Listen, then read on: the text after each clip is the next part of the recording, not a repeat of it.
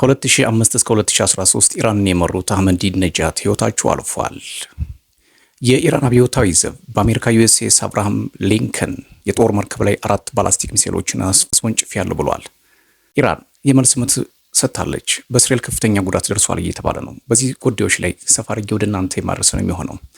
እንግዲህ የቀድሞው የኢራን ፕሬዝዳንት የነበሩት አህመዲነጃድ በትናንትናው ዕለት ከጠባቂዎቻቸው ጋር ሕይወታቸው እንዳለፈ የኢራን መገናኛ ብዙሃን ዘግቧል። አሁን የወጣ ዜና ነው። የኢራን ፖለቲካ እና የእስራኤል ጉዳይ አሁንም መልስ እየተሰጣጡ ነው። ከባድ የሆነ ነውጥ እየተፈጠረ ነው ያለው። በተባበሩት አረብ ኤምሬትስ የነዳጅ ማደያ ተመቷል። አብዮታዊ ዘቡ አሁንም ጥቃቱን በጣም በሰፊ ሁኔታ በአሜሪካ የጦር ሰፈሮች ላይ እያደረገ ይገኛል። በሳይፕረስ የሚገኘው የብሪቲሽ የጦር ቤዝ ተመቷል። ቀጠናው እየታመሰ ይገኛል ማለት ነው።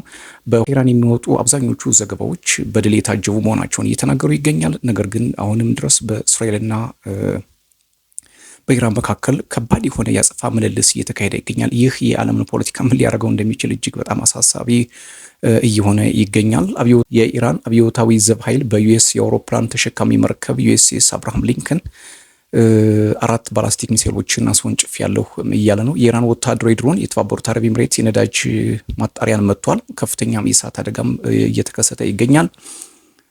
ኢራን የላከችው ፈንጅ የታጠቀ ድሮን በተባበሩት አረብ ኤምሬትስ የሚገኝ አንድ ትልቅ የነዳጅ ማጣሪያ ተቋም ላይ ጥቃት ማድረሱም ተዘግቧል።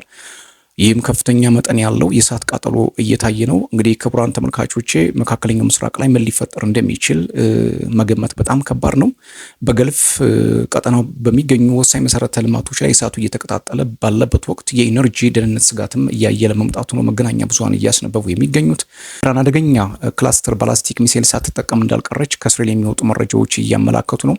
የእስራኤል መከላከያ ኃይል አይዲኤፍ ባወጣው መግለጫ ኢራን በእስራኤል ላይ በሰነዘረችው ጥቃት ክላስተር የተባሉ እጅግ አደገኛ የጥቅል ቦምብ ተሸካሚ ባላስቲክ ሚሳኤሎችን ሳትጠቀም እንዳልቀረች አስታውሷል። ይህ ሚሳኤል ለምን የተለየና አስፈሪ ይሆናል የሚለው ደግሞ የብዙዎች ጥያቄ ነው። ሚሳኤሉ ወደፊት በሚቃረብበት ወቅት የላይኛው ክፍሉ ይከፈታል። በአንድ ሚሳኤል ውስጥ እያንዳንዳቸው 2.5 ኪሎ ግራም የሚመዝኑ 20 ያህል ትናንሽ ቦምቦችን አዝሎ ይጓዛል። ይህ በጣም አደገኛ ጥቃት የሚያደርስ ክላስተር ሚሳኤል ነው። እነዚህ ትናንሽ ቦምቦች እስከ 8 ኪሎ ሜትር በሚደርስ ራዲየስ ስፋት ላይ ተበታትነው ከፍተኛ ጥፋትም ያደርሳሉ። የአይነቱ ጥቃት በፈረንጆቹ 2025 በነበረው በሰኔው ጦርነት ማለት ነው የታየ ሲሆን አሁን በድጋሚ ጥቅም ላይ መዋሉ የቀጠናውን ውጥረት ወደ ሌላ ምዕራፍ አሸጋግሮታል ነው የተባለው። የደረሰው ጉዳት ከፍተኛ ቢሆንም የእስራኤል መከላከያ ኃይል ለሲቪል ነዋሪዎች የሚሰጠው የደህንነት መመሪያ እስካሁን እንዳልተለወጠ ገልጿል። የጥንቃቄ መልእክቶችም ከየአቅጣጫው እየተላለፉ ነው። ኢራን ላውንችስ 2 ሚሳይልስ ቱዋርድስ ብሪቲሽ ሚሊተሪ ቤዝ በሳይፕረስ የሚገኘው የብሪቲሽ የጦር ጣቢያ ጥቃት ደርሶበታል። ኢራን ላውንችድ 2 ሚሳይልስ ቱዋርድ ብሪቲሽ ሚሊተሪ ቤዝስ ኢን ሳይፕረስ ሃይላይቲንግ ዘ ፖቴንሻል ትሬት ቱ ዩኬ አሴትስ ኢን ዘ ሚድል ኢስት ፍሮም ኢራን። ትናንትና እንግዲህ ከጥቃቱ በኋላ እንግሊዝና ፈረንሳይ ከአሜሪካና ከእስራኤል ጎን እንቆማለን፣ ነገር ግን በጥቃቱ አንሳተፍም ብለው ነበር። እንግሊዝ ግን በሚስጥር የጦር መሳሪያ መላኳም እየተነገረ ይገኛል። መግለጫዎቹ ምናልባት ከአንድ ወገን እንዳይሆኑ ስለሚያሰጋ ነው።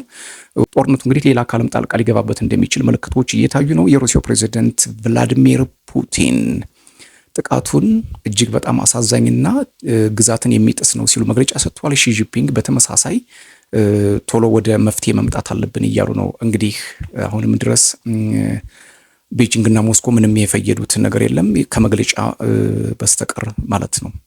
ነገር ግን አዝማሚያዎቹ በጣም ከባዶች ናቸው። ኢራን ኦልሞስት ብቻዋን እየተጋጠመች ያለበት ክስተት እየታየ ይገኛል።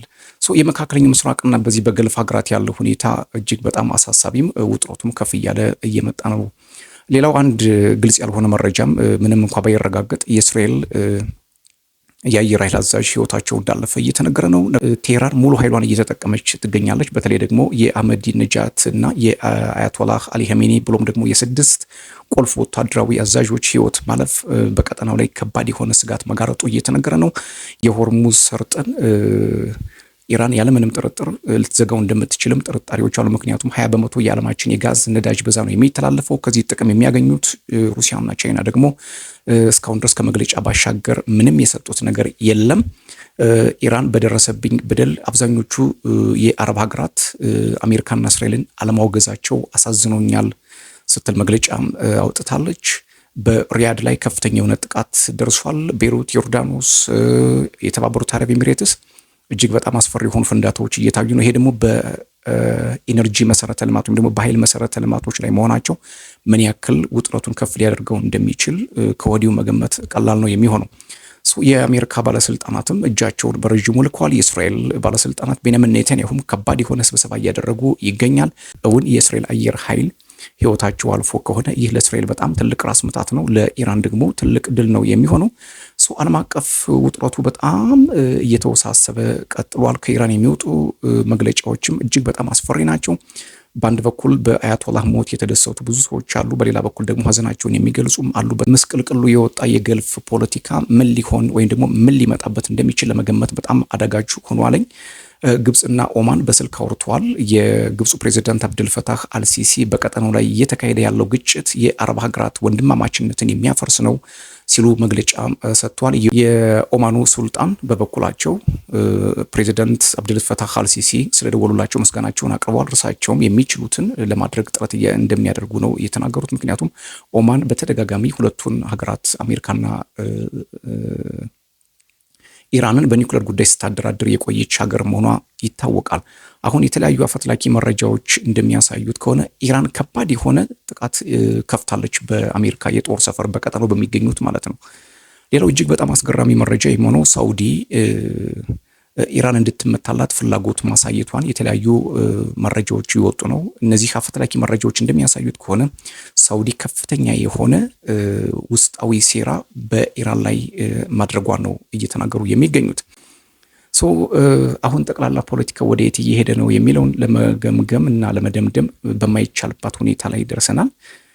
የመካከለኛው ምስራቅ ፖለቲካ እንግዲህ ምን ሊገጥመው እንደሚችል ወደየት ሊሄድ እንደሚችል ለመደምደም አስቸጋሪ ሆኗል። በሞስኮና በቤጂንግ መካከልም ከመግለጫ ባለፈ ምንም የወጣ ነገር የለም።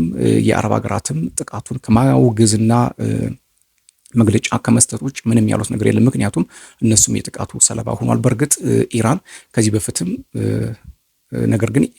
በእርግጥ ኢራን ከዚህ በፊትም ቢሆን አስቀድማ ብዙ ማስጠንቀቂያ ሰጥታለች። በአሜሪካ ጦር ሰፈሮች ላይ ከባድ ጥቃት አደርሳለሁ፣ ነገር ግን ከጎረቤቶቹ ጋር ምንም አይነት ግጭት የለኝም፣ በሌሎቹ መሰረተ ልማቶች ላይ ጥቃት አልፈጽም ብላ ነበር። ነገር ግን አልሙጂብ ሆቴል የዱባዩ በጣም ጉዳት ደርሶበታል። ፓልም ሙጃሪ የሚባለው የፓልም ደሴት ፓልም ሙጃሪብ ደሴት ላይ ጥቃት መፈጸሙ የኢሚሬቶችን የኢሚሬት ባለስልጣናትን አስቆጥቷል። ምን ሊመጣ ይችላል የሚለው በጣም አሳሳቢ ሆኗል። በተለይ ደግሞ የአህመዲነጃድ መገደልና የአያቶላህ ህይወት ማለፍ ለኢራን ምን ሊሆን እንደሚችልና ለአመራሮቿ በጣም ራስ መታት እንደሚሆን ይገመታል።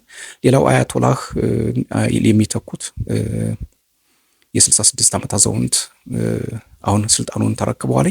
አዲሱ ተሿሚ እንግዲህ ኢራንን እንዴት የሚያስቀጥላሉ የሚለው በጣም ፈተና ነው። አሁን እርሳቸው የመጡበት በጣም በሳት ላይ የተንጠለጠለ የቴህራን ፖለቲካ ነው። አሁን በእስራኤልና በኢራን መካከል ከባድ የሆነ የሚሳኤል ልውውጥ እየተካሄደ ይገኛል። እስራኤል ከፍተኛ ጉዳት ደርሶባታል እየተባለ ነው። 8 ሰዎች ህይወታቸው ማለፉም እየተነገረ ነው። ይህ እውነት ከሆነ እንግዲህ ውጥረቱ አሁንም እንደሚቀጥል አመላካች ነው። ሰብስክራይብ፣ ላይክ፣ ሼር፣ ኮሜንት እያደረጋችሁ ቤተሰብ እንድትሆኑ የአክብሮት ግብዣይ ነው።